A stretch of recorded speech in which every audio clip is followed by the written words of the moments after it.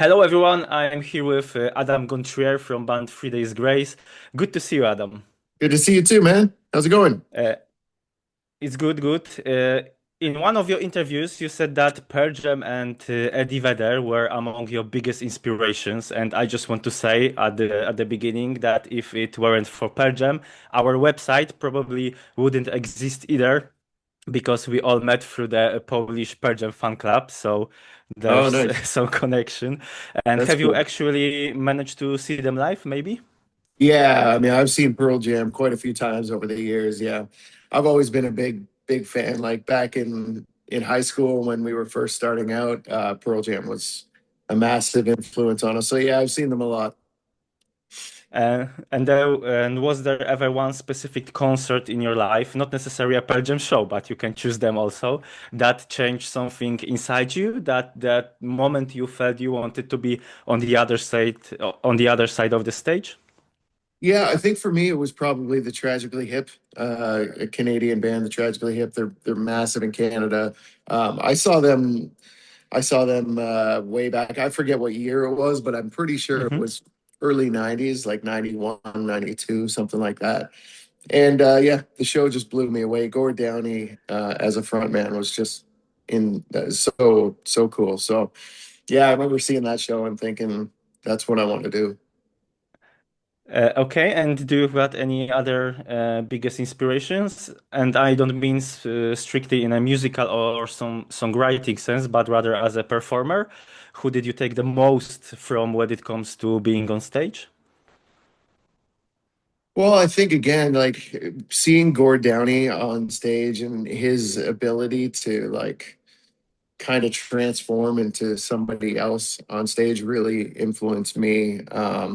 Just, just being able to get on stage and sort of kind of become a different person. That's what he did so well, I think. And And do yeah, you feel so and do you feel that you are a different person on the stage?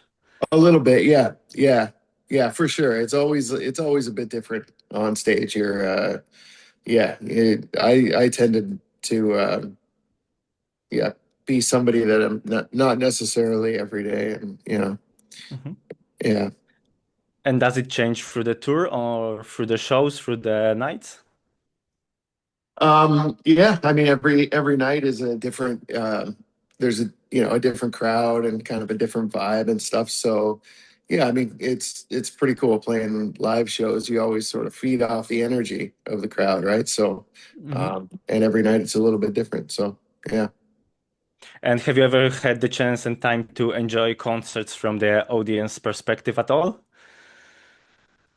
Haven't really had much time for that, to be honest, I used to a lot. I'm trying to remember the last show that I went to, I think was we were on tour and we had a day off and we went to go see Nine Inch Nails. That was the last show, and that Oh, was that was a good one. nice. It was I really saw good. them I saw them last year and it was blow minding. It Yeah. was so intense and so Oh yeah. great. Yeah. Yeah. And do you still remember the moment you stepped on the stage for the very first time? Um, Not exactly. Like I used to get up my mom used to take me to bars where they'd have like an open mic night where you could get up with the band and sort of just sing songs. I was doing that pretty at a pretty young age, like I was like 12. So yeah, and then we started the high school band. So, it I can't remember the very first time just because there was like Hmm. it kind of morphed from being, in a bar and then doing it at like high school and stuff. So I don't really remember the first time, but I remember I was about 12. Yeah. And do you remember any songs that you sang on the open mic? Yeah, I mean, back then it was, I used to sing Johnny Be Good, Chuck Okay. Berry, Johnny Be Good. I used to sing Stand By Me, which is another classic. So those were the two really that I would get up and sing those two. And then, yeah. Okay. The success of your debut album threw you into the deep end pretty quickly, including on the touring side. Already in 2004, you went on a world tour. Your concert life changed completely in a very short time. You were playing festivals in Brazil and so on. how quickly did you get used to the new reality? Um, yeah, it all happened pretty fast, it, I don't know. I mean, it was quite the experience though to be on tour and just we were playing clubs and we had our song "I Hate Everything About You" had just been released, so we Hmm. were, and that song kind of took off. So the band started playing bigger shows, and it was pretty surreal. I mean, I don't think we ever really. We always wanted to do that, but we didn't necessarily think it would happen that way, and it did. It blew up, and we're just, very fortunate for that. And do you remember that moment, that kind of concert that you went from a few hundred people to a few thousands? Um, yeah, well, I think it was back then there was a lot of radio festivals. There was in North America, there were a lot of festivals where there'd be tons of bands. And yeah, we started to play those festivals more and the crowds in the festivals started getting bigger and bigger for our shows. So yeah, I don't remember one specific show, but it all kind of happened pretty fast around a lot of those festival shows. I can see some smile on your face when you go back to for that memories. Yeah. And do you live by the never too late philosophy in your life? I'm sorry? Do you live by the never too late philosophy in your life? Yeah, yeah, for sure. That song was written quite a few years ago. So I think over the years it's kind of taken on a different meaning. Hmm. For me, it doesn't mean necessarily what it did back then, but the whole idea of not giving up on life is it's very important and very real. So yeah, yeah. And what did you feel coming back on stage with 3 Days Grace those 3 years ago? And was the choice of that particular song, with such a meaning title as Never Too Late, already a message in itself back then? Yeah, yeah, it was for sure. I think I got up and we did Never Too Late and Riot, and it was pretty amazing being back on stage with the guys just after like 10 years, right? Yeah, it was kind of like riding a bike, like it was like it never left. You know what I mean? It got up and it all felt very natural and super normal and stuff. So yeah, it was a lot of fun. I mean, the fans were very surprised when I got up there. So yeah, it was pretty cool. Yeah, there was some lucky people that came to that show, and you said that it was incredibly natural, and I've got to agree with you because I watched that performance on YouTube, and you really can't feel that you've been away from the band for about 10 years. It was super natural. Yeah. Yeah, it was for sure. Like we spent so many years playing together before we became, very successful. So yeah, it was like it never left kind of. And did you already feel at that point that you could come back to the band permanently and that you be able to maybe share lead vocals with Matt?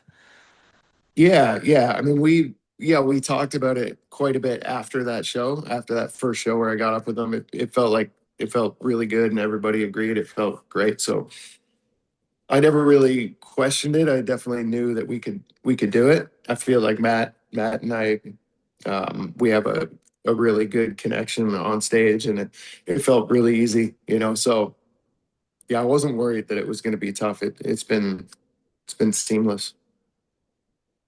And so you didn't know that you are coming back to band when you step into the stage?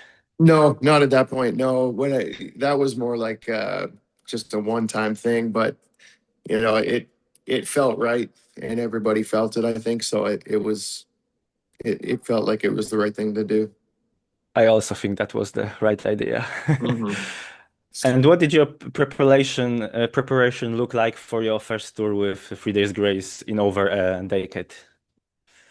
Yeah, I mean, we basically got together. We had been together writing the Alienation record for quite a while, so we were hanging out and all that stuff already. I think it we so for rehearsals we just got together for a couple weeks uh in Las Vegas and we just went over everything and to be honest it was pretty easy. Like I mean I didn't Okay.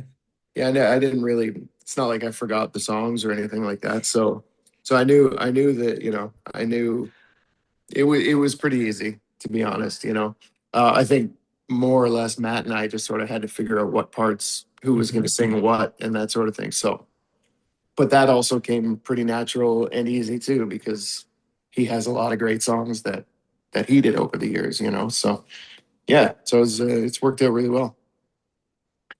Your voices but your voices blend really well together with Matt, and it's not like they're two completely different words. But how long did it take you to figure that dynamic out and the divide up the older songs between you? Yeah, well, so for the live show for Matt's songs, he'll do most of them, but we do trade off some verses and choruses here and there. So for certain songs, I'll sing a verse of his, and a lot of times he'll sing some of mine. So it's kind of we're back and forth on a lot of different songs. And then the whole Alienation record we sing together on. So yeah, it's cool, man. It's a lot of fun doing what we're doing. You're a very experienced musician, but were you nervous before that first show on the new tour after coming back? Yep. Oh yeah, the nerves were there for sure. I mean, it was a big moment for the band and definitely a big moment for the fans. So, I wanted to put on a good show and I wanted it to be like, I wanted it to be great. So, yeah, there was some nerves, but I think after the first couple songs, it really just started to, settle in and yeah, since then it's been easy going. We've talked about Never Too Late, but which song that you sang after the return meant the most to you? Um, which song after I returned? Hmm. So from the new album, you mean, basically? A new album and on the stage, you can choose from the oldest You know to what? I younger. mean, I have a great time. Like I really like "Kill Me Fast." That song means a Hmm. lot to me, and we play that one live. So that one's a fun one to sing, and it's got a good meaning and stuff to it. So I really like that one. Okay. How has life on the tour changed for you after all the time? A lot of struggles are behind you. Your kids are waiting for you at home, so that's a big change. And how Mhm. does this shift your perspective? Well, yeah, being out on the road can get in the early days. It was there was a lot of partying, a lot of stuff going on. But now we've been around for a long time, and we've seen a lot of bands sort of come and go really quick. Hmm.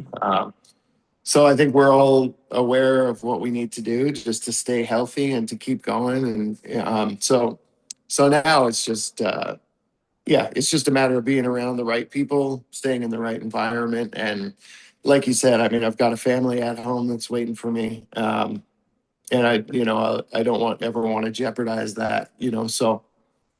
So yeah, you just got to be smart on the road. That's the biggest thing. Hmm. And there's a lot of temptations, but I tend to stay away from all that stuff. So yeah. And do you miss home when are you on tour? And when you are home, you miss the tour? Is that Yeah, something yeah. natural Oh for yeah, for musician? sure. That's definitely, yeah, we tends to happen all the time. Get out on tour, and after about a week, you start to miss home and miss your A kids and your week, wife. Yeah, a week. a week or two, and then the same kind of thing happens when you get home and you're home for a couple weeks. You start to miss being on stage at a certain time of night.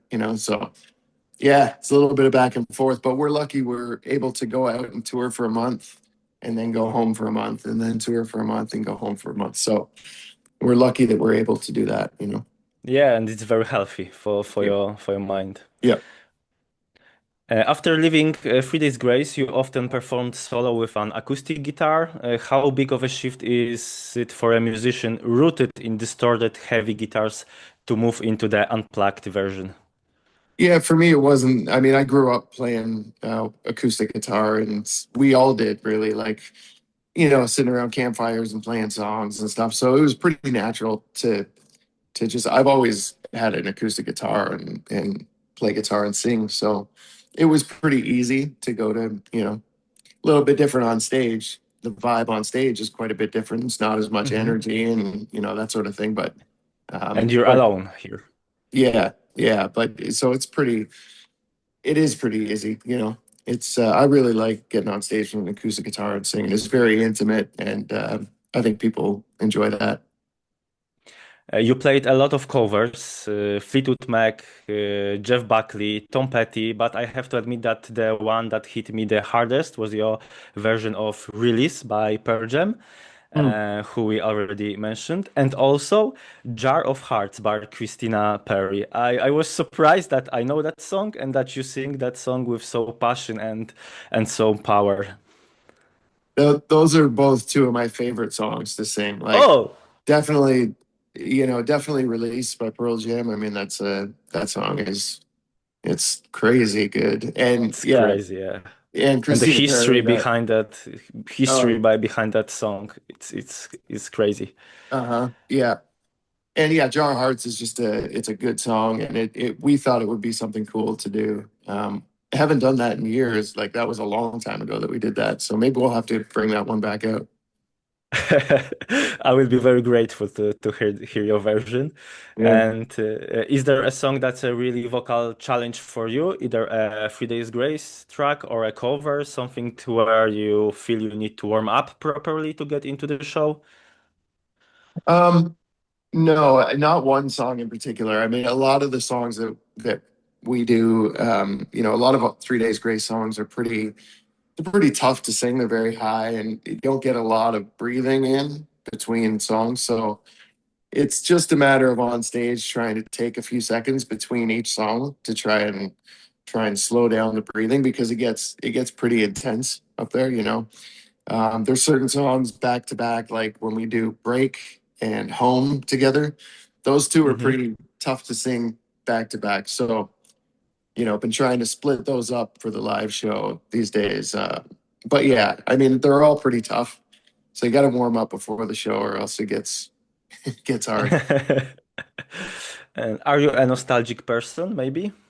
Yeah, And do you feel that right now in culture in general, but especially in music, there's this nostalgic wave going on, and that bands from the first decade of the 21st century are becoming more popular? Do you feel something like that? yeah. I mean, I do feel like yeah, like rock music in general, and like maybe bands. Like I feel like there will be a resurgence of like that whole grunge vibe. I think there's some bands coming out now that lean into that a little bit. So yeah, and I mean, rock music seems to be getting a lot bigger than it has been over the last few years. So um, yeah, I mean, we've heard a lot of people say that rock is dead. Yeah. Over the last while, it's not. If anything, it's a lot stronger than it used to be. So um, yeah, I'm excited for where it's gonna go. A lot of bands that had their peak popularity 15 or 20 years ago are now massively popular again. Not long ago, they were playing clubs or small venues, and now they're selling out the biggest areas. And it's a bit similar with Three Days Grace too. Back in 2022 and 23, still without you, we could see the band playing clubs here in Poland. A year ago, it was already an area with over the 10,000 people. Do you feel that this is the nostalgia effect, or is it your return that boosted the popularity so much, or is it a combination of both? Yeah, I think it feels like it's probably a combination of both. Like at our shows now, we're seeing a lot of people that are maybe a little bit younger than us, though, that have kids, right? And they're bringing their younger kids to the shows. So it's a bit of a nostalgia thing, but at the same time, I think people are excited to see Matt and I together. Hmm. Performing the new album, performing his stuff, performing my stuff from the early days. So I think it's kind of a mix of all of it, and it's pretty amazing to see. Our shows are getting bigger and bigger, and it's pretty awesome. And how do you feel when you see all of the teenagers in the crowd that maybe see you as you were seeing the Eddie Vedder and stuff? Yeah, it's really cool, man. I like. Um, yeah, I do think about that quite often when I'm Hmm. playing and I'll look out in the crowd and I'll see some people that are, yeah, that are in their teens or whatever. And it just, it's really cool to see how the music has affected them. And, like it affected us when we were younger, um, and like it affected a whole different generation when we first came out as well, so it feels like the music has kind of stuck around. And I think because it's real and it's emotional, I think people just can relate to it, and that's really cool that it's still happening, like with younger people and older people and just anybody. It's very cool. I love to see the younger people that come to the show. Yeah. In June, you're playing in Poland at the brand new festival. What can we expect compared to a regular headline show from you? Well, I mean, this we were always trying to mix different songs into our set. So our set has been in North America, it's been pretty close to the same. We've thrown a few different songs in here and there, but I think when we come to Europe, we're going to try to incorporate a couple covers as well as some super old songs. Hmm. So I think the set's going to be quite a bit different, and the energy level on Okay. stage, the energy level with Matt and I is pretty intense. So it's we leave it all on the stage. So it'll be an intense night. It'll be a lot of fun, man. So you confirm that everyone that went to the Łódź last year to see you, they should come back together and see you again.